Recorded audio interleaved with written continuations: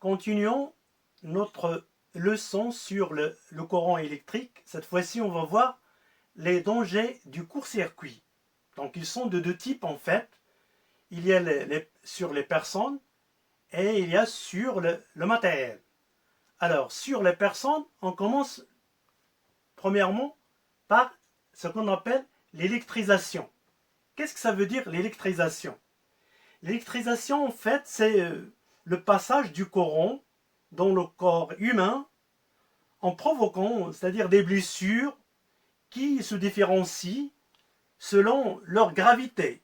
Comme vous voyez sur l'image ici, l'illustration, vous voyez les conséquences d'une électrisation.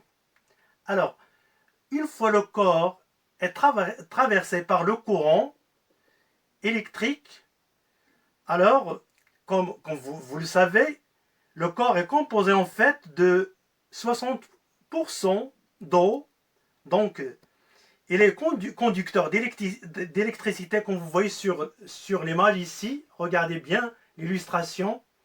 Donc, cela veut dire quoi? Cela veut dire que le courant électrique traverse facilement, comme vous voyez, regardez bien, il traverse le corps facilement.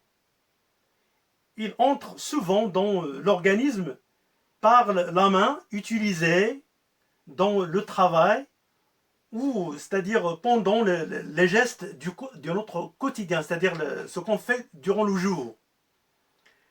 Donc puis il sort, c'est-à-dire il suit la trajectoire, un trajet le plus court pour, c'est-à-dire rejoindre un point de sortie.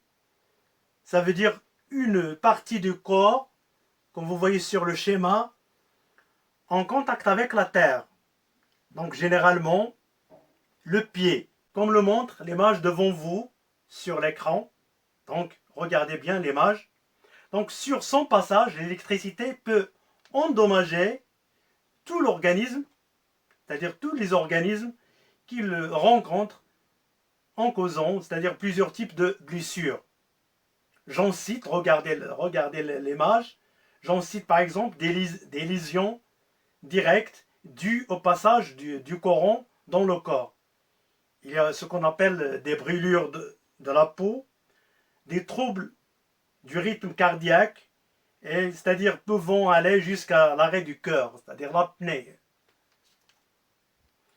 Il y a aussi des lésions dues à la conversion, c'est-à-dire la transformation de l'énergie électrique en chaleur.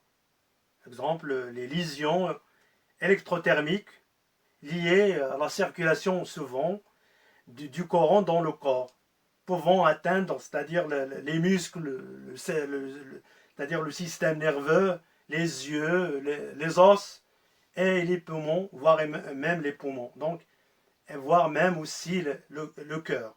Il y a aussi ce qu'on appelle des lésions mécaniques qui sont dues essentiellement aux contractions musculaires violentes. Donc je récapitule, c'est-à-dire pour décortiquer un petit peu, c'est-à-dire les dangers du court-circuit sur les personnes, nous avons dit qu'il y a ce qu'on appelle l'électrisation et l'électrocution. L'électrisation, c'est le passage du courant dans le corps humain, mais une fois traversé le corps humain, s'il aboutit à ce qu'on appelle, c'est-à-dire la mort de la personne, on dit que la personne est bien électrocutée. Là, j'écris ça, électrocuté, électrocuté. Donc la personne est électrocutée. Donc voilà, c'est-à-dire l'influence c'est-à-dire le court-circuit sur les personnes. Alors, passons au facteur de gravité du courant électrique. Donc nous avons dit que le passage d'électricité dans le corps peut avoir des effets plus ou moins graves. Selon quoi? Selon bien sûr, il y a la gravité, c'est-à-dire l'intensité du courant électrique, I, en ampères. Donc il est dangereux à partir de 5 milliampères. Il y a aussi ce qu'on appelle c'est-à-dire la tension du courant électrique. Il y a l'intensité U et l'intensité I il y a la tension U. Donc, c'est-à-dire la tension U, s'il est alternative ou continue. Alors, il y a aussi, comment dirais-je, la durée du passage de l'électricité dans le corps. C'est-à-dire le temps que met le courant pour traverser le corps. Est-ce qu'il est lent? Est-ce qu'il est rapide? Donc, ça dépend c'est-à-dire le sauvetage. Alors, il dépend aussi de ce qu'on appelle la superficie. Donc, la superficie ou bien la surface de contact, c'est-à-dire la zone de contact avec la surface électrique. Il y a finalement l'état de la peau, est-ce qu'il est humide? Donc, l'humidité, c'est un facteur aggravant. Voilà, il est à la nature du sol. Est-ce c'est un matériel, par exemple, isolant ou conducteur? Donc, nous avons dit que, c'est-à-dire les facteurs de la gravité du courant électrique sont, bien sûr, nous avons dit qu'ils dépendent de l'intensité du courant, c'est-à-dire en ampères. Nous avons dit qu'il dépend aussi de la tension du courant. Est-ce qu'elle est alternative ou continue? Donc, nous avons dit aussi qu'il dépend du temps de passage du courant dans le corps. Et aussi la surface, il dépend aussi de la surface de contact S, de contact avec le courant. Et aussi, nous avons dit qu'il dépend aussi de ce qu'on appelle l'humidité. L'humidité du corps, est-ce qu'elle est humide? C'est-à-dire l'humidité, c'est un facteur aggravant la conduction du courant électrique dans l'organisme. Donc, passons à ce qu'on appelle les causes d'électrisation. Ils sont très nombreux.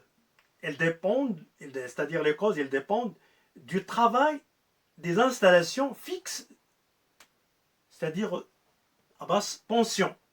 Alors, le travail doit être fait, c'est-à-dire selon la réglementation en vigueur. Il y a aussi l'utilisation des machines à outils. Exemple, la soudure.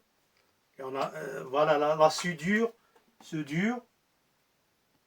Il y a l'utilisation des fers à souder, des fers à repasser. Il y a plusieurs, c'est-à-dire facteurs, causes d'électrisation. Il y a l'utilisation de ce qu'on appelle les rallonges. Regardez la rallonge, elle est très dangereuse. Alors, lorsqu'il est relié au secteur et délaissé comme ça dans la maison, elle peut être à la merci des enfants c'est-à-dire qui jettent les tournevis par exemple ou les ciseaux comme ça, quelque chose de conducteur. Alors, c'est une cause d'incendie, plutôt c'est-à-dire de court-circuit. Alors c'est très dangereux, il ne faut jamais laisser la rallonge, c'est-à-dire à la portée des enfants. Alors, il y a ce qu'on appelle, je cite, ce qu'on appelle la foudre. Voilà. Qu'est-ce que ça veut dire la foudre? Regardez l'image. La foudre, c'est un phénomène naturel. Donc, il peut aussi causer des électrisations importantes. Donc, comme je viens de dire, c'est un phénomène électrique naturel. La foudre provoque des lésions très variables. Donc, il est dû au contact de nuages lors des pluies, en hiver par exemple. Donc, la victime peut présenter des brûlures de la peau. Elles peuvent être, c'est-à-dire aussi graves, comme des troubles du rythme cardiaque, qui conduit même à l'arrêt de la circulation sanguine. Alors, passons au deuxième cas. Nous avons dit que l'influence, c'est-à-dire les dangers ont l'influence sur les personnes et sur le matériel. Lorsqu'on parle de son impact sur le matériel, on parle de ce qu'on appelle alors l'incendie. Incendie. les incendies, donc sur le plan matériel, comme on a parlé d'électrisation et d'électrocution sur les personnes, on parle aussi d'incendie sur le matériel. Qu'est-ce que ça veut dire l'incendie? Comme vous voyez sur l'image, regardez l'image bien, regardez bien l'illustration.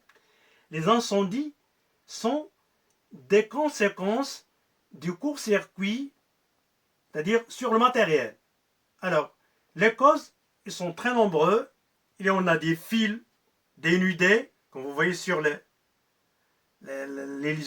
illustrations. Il y a aussi des mauvais contacts, bien sûr, c'est-à-dire le dysfonctionnement de certains appareils électriques. Alors, passons finalement aux précautions à prendre pour éviter les accidents électriques. Donc il faut quand même vérifier en fait, c'est-à-dire son installation électrique, les prises et les fils électriques, c'est-à-dire réparer les prises dénudées en dysfonctionnement, les prises cassées, et surtout ne jamais surcharger une prise avec plusieurs multiprises. Regardez, devant vous, il y a ce qu'on appelle une rallonge. Si vous la chargez, surchargez avec plusieurs, c'est-à-dire prises, alors ce fil-là ne peut pas supporter différentes, c'est-à-dire tension, intensité électrique que vous avez, c'est-à-dire installé ici. Donc ce fil-là ne peut pas supporter de telle intensité électrique. Donc il va être surchauffé, donc il aura un court-circuit. Donc méfiez-vous à chaque fois de laisser les portables c'est-à-dire les appareils électriques comme ça, donc sur une même prise. Il ne faut jamais aussi, comme il faut éloigner les rallonges des enfants, regardez l'image. Donc regardez un enfant comment il a pris, c'est-à-dire un fil conducteur par sa bouche. Donc c'est très dangereux, regardez. Il faut aussi faire attention aux fils électriques défectueux ou dénudés, comme je viens de dire. Donc n'y touchez pas, donc, ils sont très dangereux. Donc il faut aussi éviter de clouer ou d'agrafer des câbles électriques. Donc il faut se méfier de ça. Alors passons à une autre, c'est-à-dire la dernière chose à vous dire, c'est il faut que vous ayez les bons réflexes, c'est-à-dire de ne jamais utiliser un appareil électrique branché sur le secteur. Par exemple, il y a le fer à repasser, il y a les perceuses, il y a comme les ordinateurs, les PC portables et tout, voilà.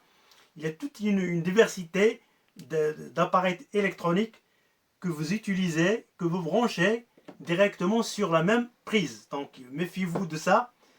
Mais surtout lorsque vous voulez brancher, c'est-à-dire c'est-à-dire un appareil, méfiez-vous, c'est-à-dire d'être avec les mains mouillées. Donc si vous voulez brancher une prise par exemple sur une rallonge, il faut que vos mains ne soient pas mouillées.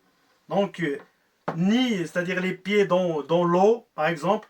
Donc ayez le réflexe de charger les appareils électriques ou électroniques, par exemple les téléphones portables, en dehors des pièces humides, par exemple la salle de bain en particulier. Voilà tout ce que j'ai à vous dire en ce qui concerne c'est-à-dire le danger du court-circuit.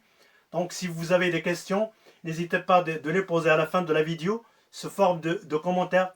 Voilà, merci, à bientôt.